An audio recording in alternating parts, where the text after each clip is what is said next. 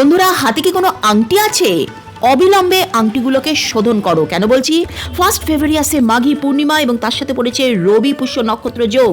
আর এমন দুর্লভ যোগ এবছরের পর আবার আসবে 62 বছর পর 2087-তে। সুতরাং এই সুযোগ মিস করো না। কি করবে? আংটিগুলোকে নুন জলে ধুয়ে নাও, তারপর একটা পরিষ্কার জলে আংটিগুলোকে রেখে সেই পাটিটা চাঁদের আলোতে এই দিন সারা রাত রেখে দেবে, যাতে চাঁদের আলো সরাসরি আংটিতে পড়ে।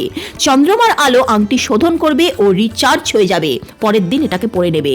এতে আংটির গুণ 100 গুণ বেশি কার্যকরী হয়ে গেল। যারা আর্থিক কষ্টে আছো তাদের বলছি, ভগবান বিষ্ণুর দিন এটা, আর তিনি যদি প্রসন্ন হন তাহলে মা লক্ষ্মী এমনিতেই খুশি থাকবেন। তাই বাড়ির প্রত্যেকের নামে একটা করে তুলসী পাতা ভগবান শ্রীহরির শ্রীচরণে রাখবে। তবে সাবধান, তুলসী কিন্তু আগের দিন ছিঁড়ে নিও, কেন একাদশীতে তুলসীর তোলা নিষিদ্ধ। এই দিন গঙ্গার জলে ভগবান বিষ্ণু আসে। পারলে গঙ্গার জলে স্নান করো, না পারলে নিজের বাড়িতেই গঙ্গা জল মিশিয়ে কালো তিল দিয়ে স্নান করো। এতে শনি দোষ, জন্মকুণ্ডলিতে পিতৃদোষ কেটে যায়। মাঘী স্নান অত্যন্ত পুণ্য, সকলে জীবনে করে না। যদি তুমি করতে চাও তাহলে আমাকে তোমার রাশিটা কমেন্ট করো, আমি বলে দেবো স্নানের জলে রাশি অনুযায়ী তুমি কি মেলালে তোমার মনস্কামনা চটজলদি পূর্ণ হবে। জয় শ্রীহরি।